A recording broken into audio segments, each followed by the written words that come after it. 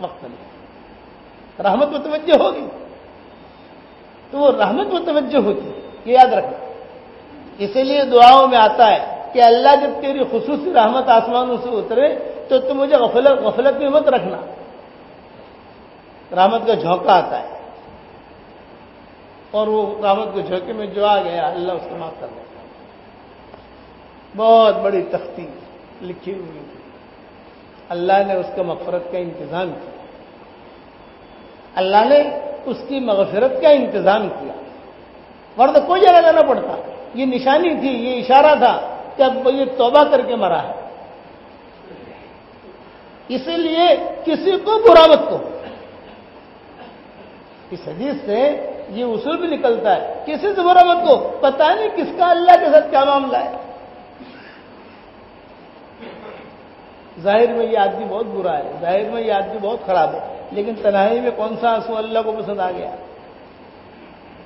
تنہائی میں کون سی بات اسے اللہ کون سی چیز پسند آ گئی؟ بعض مرتبہ آدمی ندامت کا آنسو نکالتا ہے، بولتا کچھ نہیں ہے، زبان کچھ نہیں کہتا، بول کے دل میں خالی اتنا آتا ہے کہ اللہ میرے کتنے رمضان گزر گئے، کتنی 27 شبیں گزر گئی ہیں، اور پتہ نہیں میں نے کتنے حج کر لیے، میں نے کتنے عمرے کر لیے، میں نے کتنے قرآن پڑھ لیے، میں نے کتنے چلے لگا لیے، کتنے مشورے میں شریک ہو گیا، کتنے جماعتیں بنا کے بھیج دی میں نے، لیکن میں تو ویسا کہ ویسا ہوں، یہ کہہ کر آنسو آ گئے، اسی وقت اللہ معاف کر دیتا ہے، اسی وقت۔ کیوں؟ کہ اس کے دل میں ندامت ہے۔ ندامت یہ بہت بڑی چیز ہے۔ توبوا الی اللہ توبۃ نصوحا، اسی کو کہتے ہیں کہ توبوا الی اللہ توبۃ نصوحا، اللہ کی طرف رجوع کرو۔ ندامت کا آنسو، یہ ندامت کا آنسو آدمی کو ولی بنا دیتا ہے، جو اللہ نے ذوالکفل کو ولی بنا دیا، حالانکہ پورے گاؤں میں پورے علاقے میں مشہور تھا، نام اگر کوئی سنتا تو کہتے کہ یہ تو بہت خراب آدمی ہے، یہ تو بہت خراب آدمی ہے، بہت خراب آدمی ہے۔ جب انتقال ہوا تو اس کے انتقال میں بڑے بڑے اس زمانے کے جو راہی رہبان سیسی جو لوگ تھے وہ آئے، کہ کیوں؟ یہ کہا کہ تختی، اس زمانے کی ترتیب یہ ہوتی تھی کہ کوئی گناہ کرتا تو بھی لکھ دیا جاتا۔ ہماری شریعتوں میں کافی فرق رہا کہ ہماری شریعت میں سحری ہے، ان کی شریعت میں سحری نہیں تھی۔ ہماری شریعت میں توبہ ہے، ہماری شریعت میں توبہ جو گناہ جلدی اللہ تعالیٰ معاف کر دیتا ہے، ان کی شریعت میں گناہ جلدی معاف نہیں ہوتا تھا۔ ہماری شریعت میں ہے کہ ہمارے گناہوں پر پردہ ڈال دیتا ہے اللہ، ہم جیسے بیٹھے ہیں، ہم نے گناہ کیے ہیں، کسی نے نماز چھوڑی، کسی نے غیبت کی، کسی نے دھوکہ دیا، کسی نے کچھ کیا، تو سب کے عیبوں پر اللہ نے پردہ ڈالا ہے۔ ہم جو خالی یہاں بیٹھے ہیں سب کے عیب ہیں، لیکن پردہ ہے، پتہ نہیں اس کو کس نے کیا کیا۔ اس زمانے میں ایسا نہیں ہوتا تھا، اس زمانے میں ایسا ہوتا تھا کہ جس نے گناہ کیا، رات کو گناہ کیا، دن کو گناہ کیا، اس کے گھر کے اوپر فرشتہ آگے لکھ جاتا تھا۔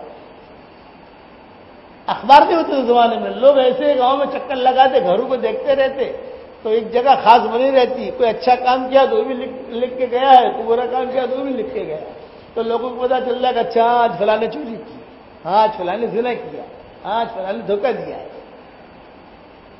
اس کی معافی کا اعلان ہوا۔ یہ اس زمانے کی شریعت تھی۔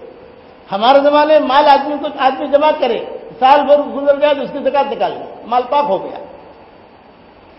اس زمانے میں ایسا نہیں، اس زمانے آپ پورا مہینہ جتنا کھانا ہے کھاؤ، مہینے کا حساب ہوتا تھا، سال کا حساب نہیں۔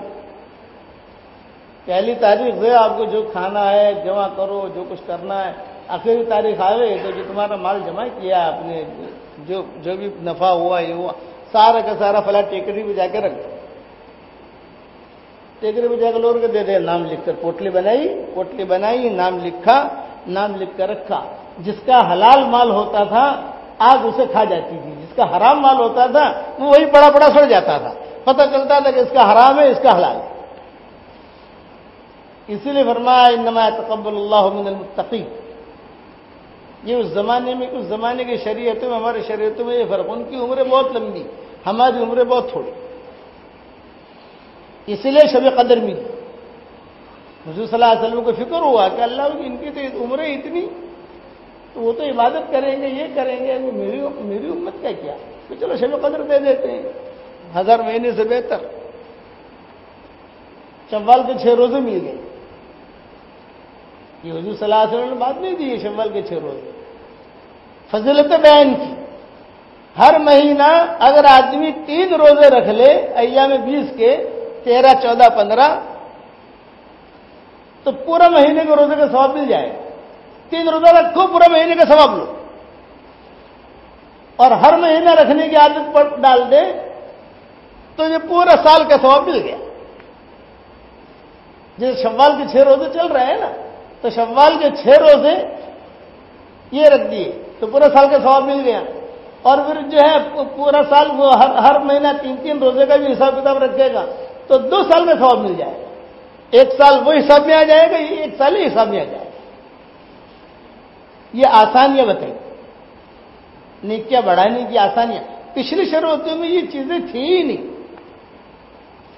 یہ حضور صلی اللہ علیہ وسلم ایک کر قرآن کی آیت اتری، من جاء بالحسنۃ فلہ عشر امثالھا، 1 کرو 10 گنا ثواب لو۔ سیدھا سیدھا ایسا بتا دیا کہ من جاء بالحسنۃ فلہ عشر امثالھا۔ اور دوسری جگہ کہا واللہ یضاعف لمن یشاء، کہ چلو 10 گنا تو ہے ہی، 10% پروفٹ تو ہے ہی، پورا کے پورا 10 گنا، ایک نیکی کا 10 گنا، 10 گنا، پھر اللہ جسے چاہے گا تو اور آگے بھی دے دے گا۔ یہ فضیلتیں صرف اس امت کے لیے مخصوص ہے، یہ جمعہ کا دن بھی اس امت کے لیے مخصوص ہے۔ سب کو جمع کیا مسلمانوں کے، یہ بڑی عید ہے کہ جس کے آدمی بڑی عید وہ سمجھتا ہے۔ حضور نے فرمایا نا یہ تو عید الاضحیٰ سے بھی افضل ہے، حدیث شریف وضاحت کی گئی، یہ تو عید الفطر سے بھی افضل ہے، جمعہ کا دن عظمت والا ہے۔ اس لیے اب یہ جمعہ کا دن تو ہر ہفتے میں آتا ہے، میں عید الفطر تو سال میں آئے گی، عید الاضحیٰ بھی سال میں آئے گی، یہ تو ہر ہفتہ۔ اس لیے ان دنوں کے اندر درود شریف پڑھنے کا بہت اہتمام ہو، قرآن شریف خاص طور پر جمعہ کے دن قرآن شریف پڑھنے کا بہت اہتمام ہو، اور کچھ پتہ نہیں قیامت کب آئے۔ یسألک الناس عن الساعة قل انما علمها عند اللہ وما يدریک لعل الساعة تکون قریبا۔ دوسری جگہ فرماتے ہیں یسألونک عن الساعة قل انما علمها عند ربی لا یجلیها لوقتها الا هو ثقلت فی السماوات والارض لا تأتیکم الا بغتہ۔ بغتہ کہتے ہیں اچانک کو، کہ یہ قیامت